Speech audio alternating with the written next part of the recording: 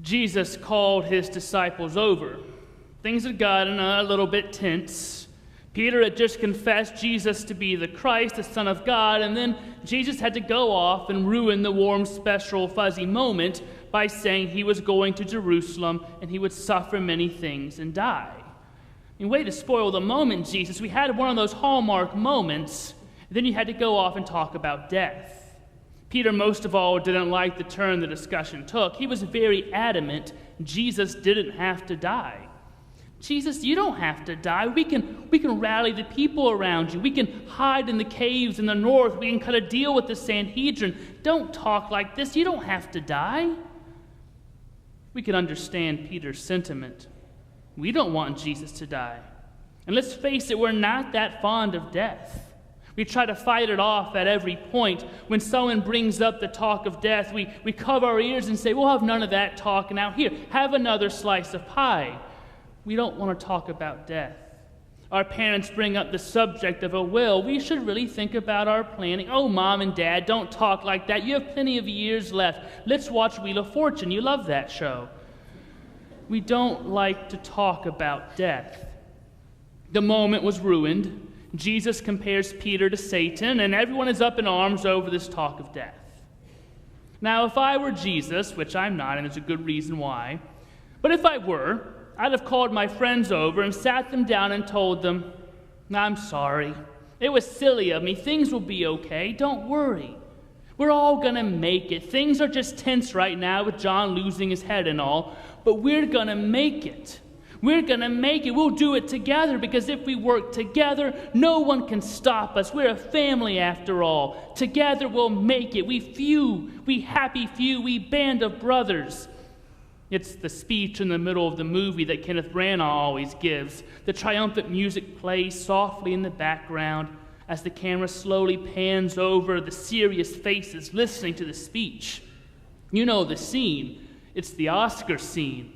It's when the tide starts to turn, when things begin to look up. And this is the perfect time in Matthew's gospel for this scene. We're a little over halfway through the gospel. It's time for that scene, that encouragement. We're all going to make it together, teamwork, all of that. So we turn back to the pages of the gospel, ready to hear the comforting words of Jesus. Tell them it's okay, Jesus. Tell them things will get better. And Jesus does gather his friends. He calms Peter down. He says, sit here for a moment. I have something I need to say. The disciples all take a knee and form a semicircle around the standing Jesus. All eyes are on him. And he says, if anyone wishes to come after me, if any of you want to continue what I've started, Peter, James, and John, if any of you truly want to see this thing through, then you must deny yourselves, take up your cross, and follow me. Well, that's not exactly what I'd hoped for. Jesus doesn't reassure us that he'll be fine, and more importantly, doesn't reassure us that we'll be fine. I was kind of hoping for that I'm not going to let anything happen to you kind of speech. Jesus just says if we want to see this through, we have to take up our cross and follow him. But he isn't done. He continues, for whoever wishes to save his life shall lose it. But whoever loses his life for my sake and the gospel's shall have it. I mean, what happened to we're all going to be okay? That's a good speech. What happened to ending all this talk of death? Why did Jesus have to go bring it back up again, as if the gospel should have anything to do with death, especially our own? I think maybe Peter had the right idea, getting rid of all that death talk. But those words sit before us on our laps, on our bedside tables, in Mark and Luke, twice in Matthew. Take up your cross. And all the Gospels tell us those who seek to save their lives will lose it. Those who lose their lives will save it. If bearing a cross is a requirement of being a disciple, perhaps it's best to know exactly what it is Jesus is asking of us. Sometimes you go too far before you realize what exactly it is you're being asked to carry. When I was in high school, I was in Boy Scouts, and I was hanging out with some friends. There was Andrew and Bobby and Chris. And Conrad, his name was Stephen, but his last name was Conrad. Some people are just last name people. You call them by their last names. And Conrad was the quartermaster of his scout troop. So he said he could get us all of our supplies, tents and a propane gas stove and lantern. So I assumed he'd have those many propane containers too.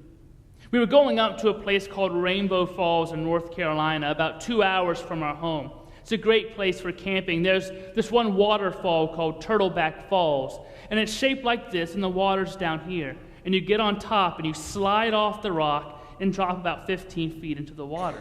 It's a lot of fun. And then about a mile down the trail is a place called Rainbow Falls. It's 120 feet of jagged rock, so you don't slide over that one. But if you know the secret to the place, you can go around below on the other side, climb up to a ledge about 40 feet up, and jump off into the water from there. I probably should have checked how deep it was and things, but we did it. I did not break my legs. Well, we got to the campsite, and we were going to put all our backpacks on. We strapped the tents, got everything out of the truck. And then I see this thing in the back of the truck. I said, Conrad, what's that? It's the propane tank. Where did you get it? Well, I got it off my dad's grill. It's a 50-pound propane tank, Conrad. Do you realize we have a 3-mile hike down narrow, muddy mountain trails, and this thing does not have comfort handles? I thought it was a drive-up campsite. So we had a choice. We could either try to carry this 50-pound propane tank up and down steep mountain trails, or we could not eat, or have light, or any of that.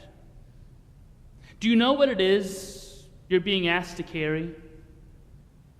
Jesus says, if you want to follow me, you have to take up your cross. Now, it seems like everyone takes up their cross. You can see them on people's shirts and around their necks as fashion statements. There are crosses blinged out with diamonds and sapphires, rubies costing thousands of dollars.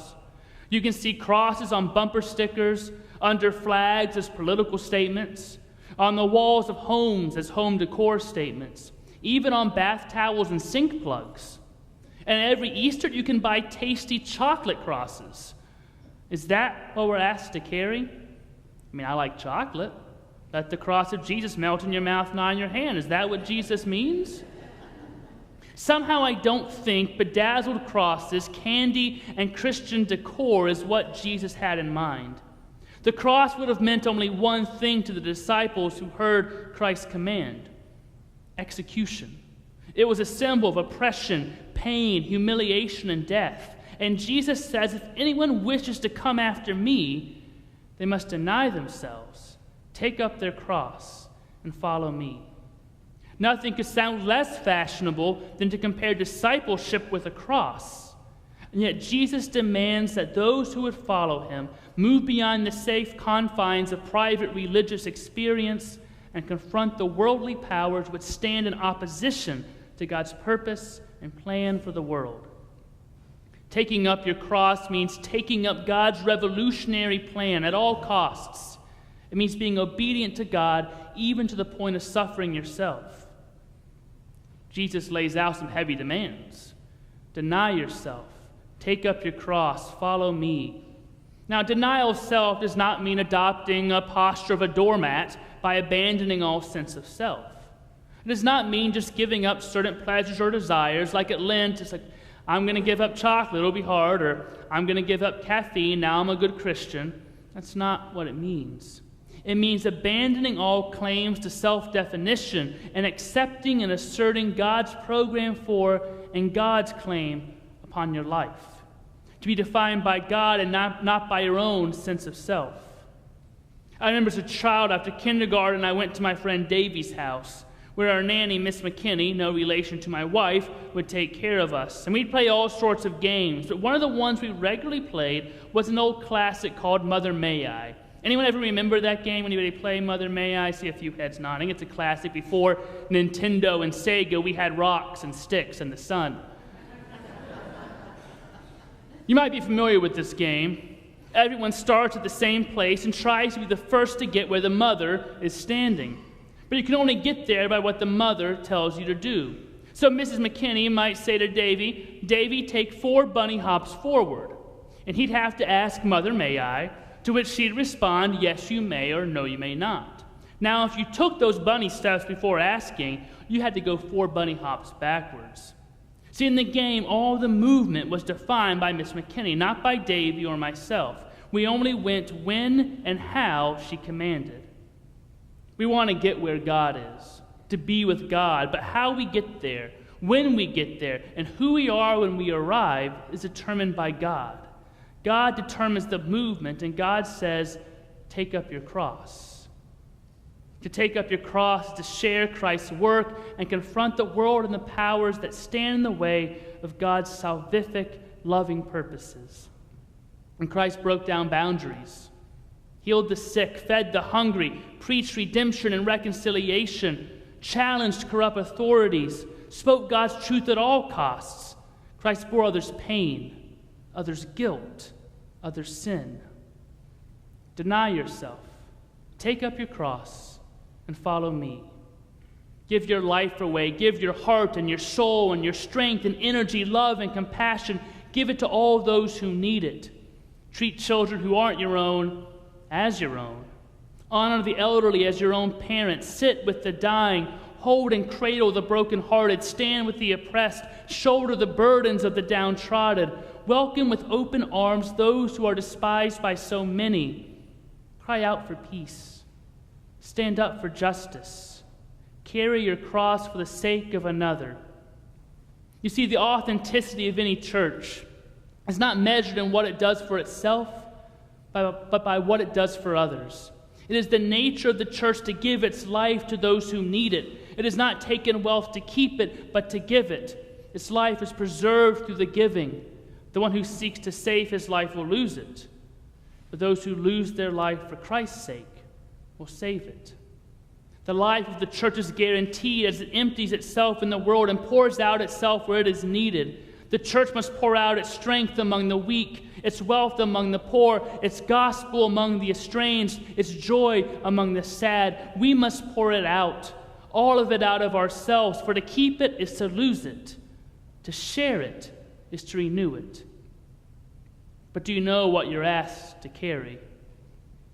We decided to carry the tank. We had to.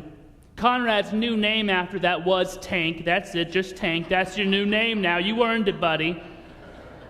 But none of us could carry it alone. I still have a picture of Conrad and I wrapping shirts around that sharp-edged ring at the top, lugging this thing up the mountain.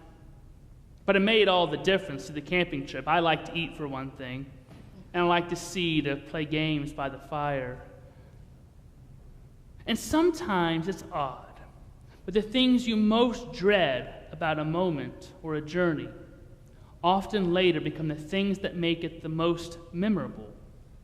It would have been just another camping trip, but having to carry that tank, working together, laughing, struggling, hoping it didn't roll down and catch the woods on fire, that's what made that camping trip so memorable. Sometimes the hardest thing to carry are the best things to carry. Jesus knew what he was asked to carry. He took up the cross the day he started preaching and bore on his back through the streets of Jerusalem, from the judgment hall of Pilate to the hill of Golgotha.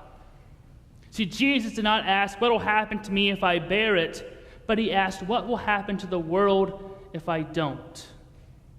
If I don't bear it, the earth will be destroyed and the people will perish. If I don't bear it, the ordered universe will decay back into tumultuous chaos. If I don't bear it, the right will lose, the wrong will win, the mission will fail, the cause will be lost, sinners will never be saved, the gospel will never be preached, people will never be reconciled to God and to each other.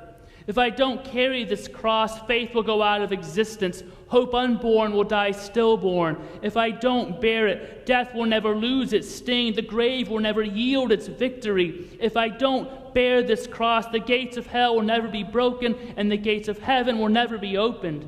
If I don't bear it, property values will prevail over human values. Profit lines will prosper over prophetic witness. Law and order will take precedence over liberty and life. Forgiveness will be lost in vengeance. The weary will never find their rest. I got to carry it. I will carry the old rugged cross, for this is my place in history. This is the glory of my faith, the meaning of my love, the substance of my hope. I will carry it, and in carrying the cross, I will carry God's children home. Do you know what we're asked to carry? We're asked to carry the cross. We're asked to carry each other, our neighbors. We're asked to carry their pain, their suffering, their hunger, and their thirst. We're asked to carry their burdens and their brokenness. And as a church, we must not ask what will happen to us if we bear it, if I preach it, if I write this check, if I take on this responsibility, if I spend more of my time with those who are running out of it, if I give a bit of what I have to those who only have a bit, if I welcome those who have been cast out, if I preach Christ crucified outside these walls. Don't ask what will happen to us if we do. What will happen to the world if we don't? Will we here today just lead another life of self-interest and self-preservation, trying to get more and more and more? Or will we hear the call of Christ today to deny ourselves, take up our cross, and follow him? Will we walk out of this church today with his message on our lip, his work in our hands, his love in our hearts, and his burden on our backs? There's a food pantry in town. Who will work it? There's a grieving widow not with us today. Who will comfort her? There's a teenager disillusioned with the world. Who will inspire him? There are thousands whose homes and lives have been destroyed by raging waters. Who will help them rebuild? There's a man with scars on his hands and feet with a commission. Who will take it? Who will bear a cross? Will the church? Will you? Must Jesus bear the cross alone? Or will we carry the old rugged cross till our trophies at last we lay down? Will we carry the old rugged cross and exchange it someday for a crown? The choice is yours. Do you know what you're asked to carry? And will you take it?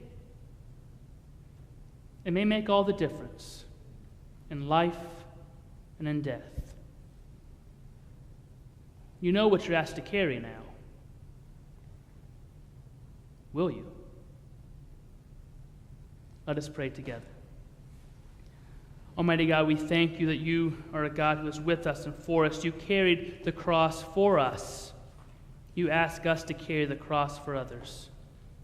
Give us the strength and the courage to deny ourselves, take up our cross, and follow you. Amen.